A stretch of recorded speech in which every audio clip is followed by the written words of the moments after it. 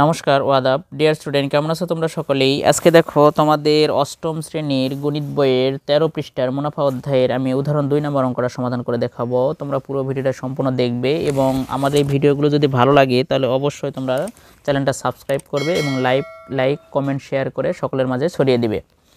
তাহলে দেখো শিক্ষার্থী বন্ধুরা, এখানে দেওয়া আছে যে একটি ছাগল 8% ক্ষতিতে বিক্রয় করা হলো। ছাগলটি আরও 800 টাকা বেশি মূল্যে বিক্রয় করলে 8% লাভ হতো। ছাগলটির ক্রয় মূল্য নির্ণয় করো।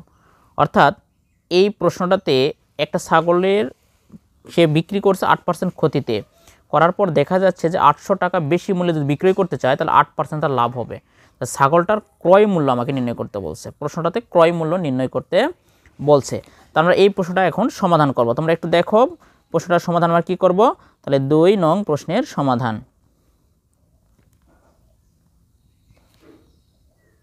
আমরা 2 নং প্রশ্নের সমাধান করব। দেখো আমরা এখন শুরু করব।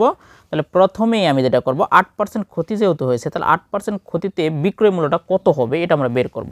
তাহলে আমরা প্রথমে লিখব 8% ক্ষতিতে বিক্রয় মূল্য। তাহলে 8% ক্ষতিতে বিক্রয় মূল্যটা কত? তাহলে এখানে 8%, একটু খেয়াল করো, 8% মানে কি 100-র 8, অর্থাৎ 100 টাকায় 8 টাকা ক্ষতি যেহেতু তাহলে বিয়োগ হবে। তাহলে 100 থেকে আমি যদি 8 বাদ দেই তাহলে ফলাফল আসবে আমার হচ্ছে 92 টাকা। তাহলে 92 টাকা।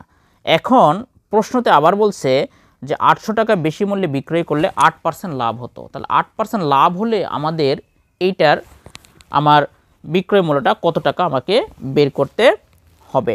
তাহলে 8% লাভে বিক্রয় মূল্যটা কত হবে? 8% লাভে বিক্রয় মূল্য, তাহলে 8% লাভে বিক্রয় মূল্য আমার বের হবে, যেহেতু লাভ হয়েছে তাহলে অবশ্যই যোগ হবে।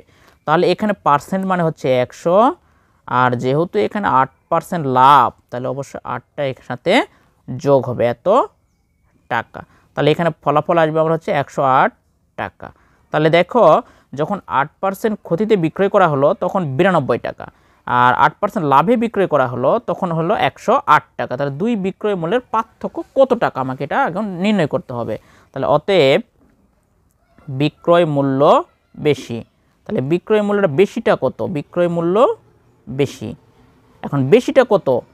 এখানে দেখো 108 টাকা বেশি, 92 টাকা এটা ছোট সংখ্যা, তাহলে 108কে আমি আগে লিখব। তাহলে 108 বিয়োগ হচ্ছে 92 টাকা। তাহলে এটা যদি আমি বিয়োগ করি তাহলে 8 থেকে 2 বাদ দাও তাহলে 6, আর এখানে হচ্ছে 10 থেকে 9 বাদ দাও 1, আর 1 1 মিলে গেল, 22 পড়ে না, তাহলে 16 টাকা। তাহলে এখন আমরা এই 16 টাকা বেশি, আর আমার যেহেতু প্রশ্নতে 800 টাকা বেশির কথা বলছে তাহলে আমার 800 টাকা বেশি মূল্যে বিক্রয় বলে ক্রয় মূল্যটা কত আমরা বের করব। তাহলে বিক্রয় মূল্য 16 টাকা বেশি হলে আমরা লিখব বিক্রয় মূল্য 16 টাকা বেশি হলে তার ক্রয় মূল্যটা কত ছিল? ক্রয় মূল্য ছিল কিন্তু আমরা দেখো ক্রয় মূল্য আমরা 100 টাকা ছিল, অর্থাৎ এই দেখো 100, এই যে 100, ঠিক আছে, অর্থাৎ 100। তাহলে ক্রয় মূল্যটা হচ্ছে 100 টাকা। তাহলে বিক্রয় মূল্য 16 টাকা বেশি হলে ক্রয় মূল্য কিন্তু 100 টাকা। তাহলে এখন আমরা যদি 1 টাকার হিসাব বের করি, ক্রয় মূল্য 1 টাকা বেশি হলে ক্রয় মূল্য কত? অর্থাৎ বিক্রয় মূল্য 1 টাকা বেশি হলে ক্রয় মূল্য হবে 100 ভাগ হচ্ছে 16 টাকা। এখন আমার প্রশ্নতে কিন্তু বলছে দেখো 800 টাকা বেশি মূল্যে, তাহলে 800 টাকা বিক্রয় করলে, অর্থাৎ 800 টাকা বেশি মূল্যে বিক্রয় করলে কত টাকা হবে? তাহলে আমরা এখানে লিখব দেখো বিক্রয় মূল্য 800 টাকা বেশি হলে ক্রয় মূল্য 100 গুণন 800 নিচে হচ্ছে 16। তাহলে এখন দেখো 16 দিয়ে এটাকে যদি কাটি, আমি কাটাকাটি করি তাহলে দেখো 50 বের হবে, 50 টাকা। তাহলে এখানে 50 যদি বের হয় তাহলে 50 আর 100 গুণ করলে হয় 5000 টাকা।